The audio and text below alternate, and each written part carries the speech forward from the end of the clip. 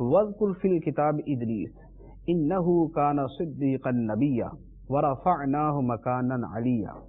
और किताब में इदरीस को याद करो, बेशक वो बहुत ही सच्चा नबी था और हमने उसे एक बुलंद मकान पर उठा लिया।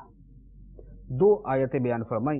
पहले फरमाया इदरीस को किताब में याद करो, बेशक वो सिद्दीक नबी था। सिद्दीक जिसमें इंतहा दर्जे का सिद्क पाया जाता है कि वो मर्तबा सिद्दीकियत पर पहुंचा होता है।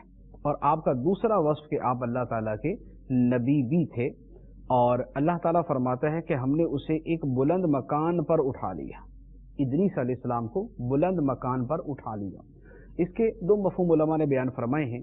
एक मतलब तो ये बयान किया कि अल्लाह ताला ने इदरीस अलैहिस्सलाम को दर्जे और मर्तबे के एतबार से बुलंदी अता फरमाई, यानी आपका दर्जा अल्लाह ताला ने बहुत ज़्यादा बुलंद फरमाया कि नबी बनाया। नबी बनाना बहुत बड़ा दर्जा है, और ये उसी एतबार से है जैसे सरकार अलैहिस्सलातु वस्सलाम के बारे में भी अल्लाह ताला ने फरमाया कि हमने नबी करीम अलैहिस्सलातु वस्सलाम के जिक्र को बुलंद कर दिया। वरफ़अना लका ज़िक्रक, ए नबी हमने तेरी खातिर तेरे जिक्र को बुलंद कर दिया।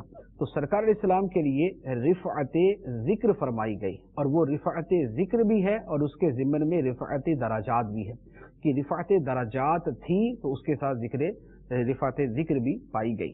और इसकी दूसरी तफसीर ये भी बयान की गई है कि अल्लाह ताला ने हज़रत इदरीस अलैहिस्सलातु वस्सलाम को उनकी ज़िंदगी में ही जन्नत के अंदर पहुंचा दिया। इदरीस अलैहिस्सलातु वस्सलाम जन्नत में तशरीफ़ ले गए। तो उस रिवायत के मुताबिक तफसीरों में ये लिखा है कि इदरीस अलैहिस्सलातु वस्सलाम का अभी तक विसाल नहीं हुआ, कुर्ब क़यामत में उनका इंतकाल होगा, वो वफ़ात पाएंगे। लेकिन राजे जो है वो बहरहाल पहली तफसीर ही है और उसी की तरफ ज़्यादा उलमा ने बयान फरमाया है।